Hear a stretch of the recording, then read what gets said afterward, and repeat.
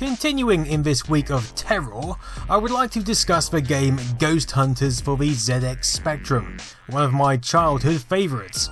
Written by the Oliver twins and published by Codemasters in 1987, this wasn't an exclusive on the Speccy, with accompanying Commodore 64 and Amstrad CPC releases emerging in the same year.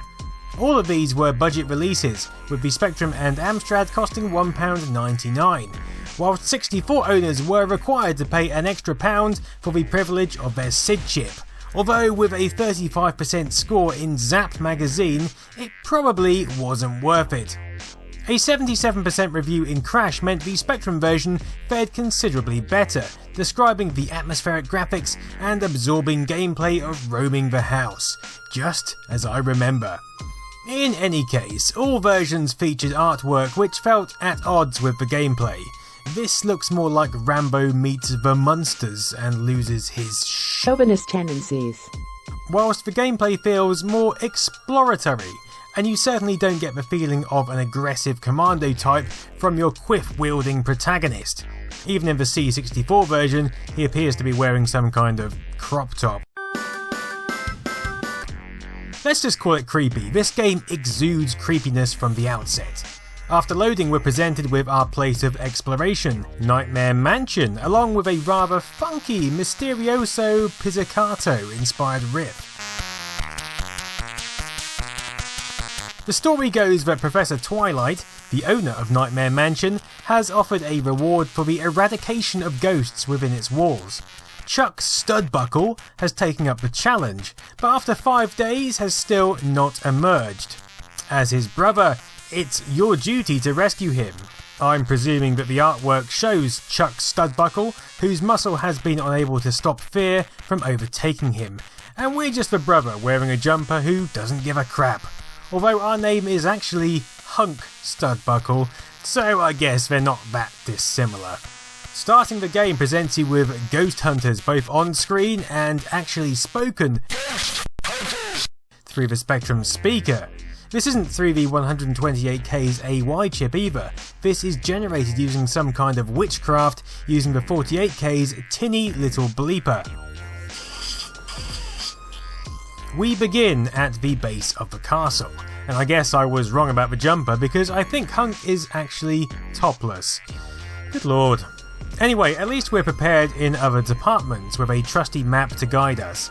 This was probably my favourite screen in the game. It was like seeing a big maze, and although lacking in detail, if you extrapolate each room and build it into a more detailed map, you can see everything belongs where it should. The map itself is activated using the P key, but if you press the P key again to exit the map, you actually quit the entire game. Yes, you've got to be careful there, you actually need to press fire to return to the game, and this caused me no end of pain. Whoever designed that element needs to be hunted themselves. You also get a chance to choose the in-game colours. Red is probably more appropriate, but it's harder to see, so we'll stick with blue. The game is completely monochrome inside its borders to prevent Spectrum attribute clash. The first item we encounter is a blood goblet, which activates an accompanying lift, and this is essentially how play continues. You find items, which activates a lift somewhere on the map, and you do this while evading the monsters which appear to be packed wall to wall in this place. Yvette Fielding would have a field day? 2 fat ducks, 22. You are armed with the ability to walk left and right whilst also jumping, falling down, and have the ability to climb. Our task is to search from room to room in order to find the items that will lead us to Chuck, bless his cotton socks. And it's here where we're presented with our first taste of fragile machoism, because if you hang around for too long while surrounded by terrors, your terror meter will rise and subsequently your macho bar depletes. Once depleted fully, the rescue is over. Essentially, you need to keep yourself occupied and stay away from the monsters to stave off the fear. If you can't move away from them, then attack is the alternative option. You do this by holding down fire, which allows you to take control of the latest subcompact antimatter phantom splatterer, depicted as an on-screen target. You can move this target about as if you were playing a game like Operation Wolf, and once you release fire, you go back to controlling your character. Even better, if you play this game with a friend, then player 2 takes exclusive control of the gun, leaving you to move about. And this is really the best way to play, even when you're both cramped around the tiny Spectrum keyboard. My brother and I would pour hours into this mode of the game. It's worth noting that there are two distinct types of enemies. First, you get the annoying critters which adorn each screen, but the second and much more fearful type are the demons, like this chap who just appears on screen and eats away at your macho energy. Thankfully, you can indeed replenish this bar through bubbling potions found throughout the castle. Just like a soup in a pot, we are what? Bubbling hot. I can presume it's iron brew, something similar, maybe whiskey. Whatever it is, you get to hear that amazing speech synthesis every time, so it's more than worthwhile. As a game nowadays, everything feels a bit sluggish, especially as you need to move fast so that you don't get terrorised to death. Either that or blast everything that moves, and even then the crosshair mechanic soon becomes irritating, especially with its slow movement. It feels like you're hauling a weight about on a piece of string.